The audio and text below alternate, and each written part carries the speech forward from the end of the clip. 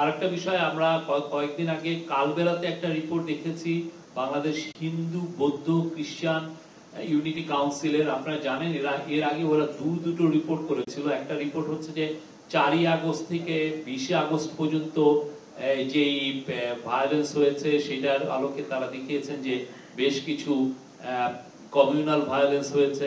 তারপরে ওরা 20 আগস্ট থেকে 31শে ডিসেম্বর আর একটা রিপোর্ট করেছেন, এবং গত জানুয়ারি এবং ফেব্রুয়ারিকে নিয়ে ওনারা একটা রিপোর্ট করেছেন। আমরা আগের দুইটা রিপোর্টের ক্ষেত্রে আপনাদেরকে জানিয়েছি যে প্রত্যেকটা যতগুলো মৃত্যু হয়েছে বেশিরভাগ ক্ষেত্রে একটা দুইটা এক্সেপশন থাকতে পারে, বা সবগুলো ক্ষেত্রেই কোনোটার পিছনে কোনো কমিউনাল রিজন ছিল না, যেটা যে কমিউনাল মানে রেসিয়াল হেট্রেড বা রিলিজিয়াস মোটিভেশন এগুলো ছিল না। সেগুলো নর্মাল ক্রাইম গুলোকেই অনেক ক্ষেত্রে দেখা যাচ্ছে যে কমিউনাল ক্রাইম হিসেবে তারা প্রেজেন্ট করেছেন। আমরা বারবার তাদেরকে বলেছি তাদের রিপোর্টকে তারা কারেক্ট করার জন্য, তারা সেটা করেন নাই। এবং আমরা লাস্ট যেটা রিপোর্ট ওনারা দিয়েছেন আমরা কালবেলা পত্রিকায় দিয়েছিলাম, ওইটা আমাদের আমরা বাংলাদেশ পুলিশকে বলি যে প্রত্যেকটা ইনভেস্টিগেট করে আমাদেরকে জানাতে। ওনারা প্রত্যেকটার ক্ষেত্রে আমাদেরকে জানিয়েছেন।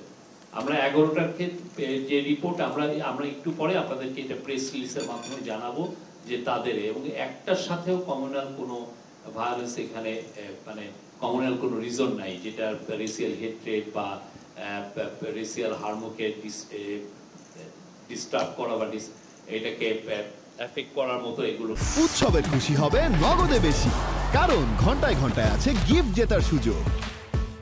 কিছু নাই।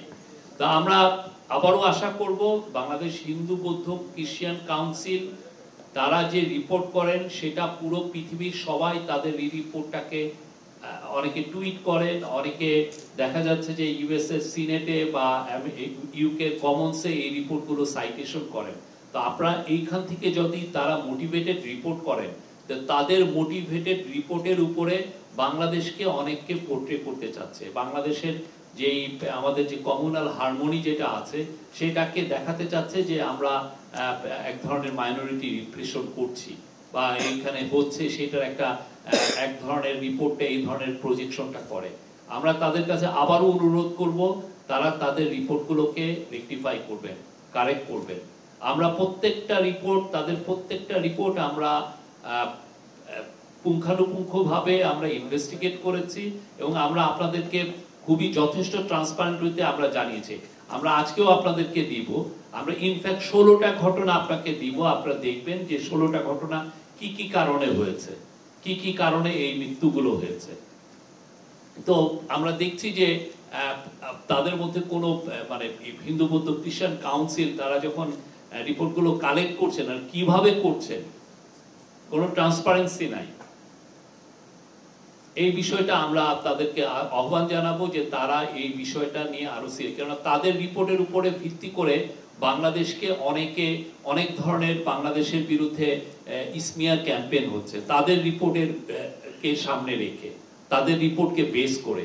আমরা আশা করব অ্যাজ এ বাংলাদেশি সিটিজেন হিসাবে তারা যথেষ্ট কনস্ট্রাকটিভ রোল পালন করবেন।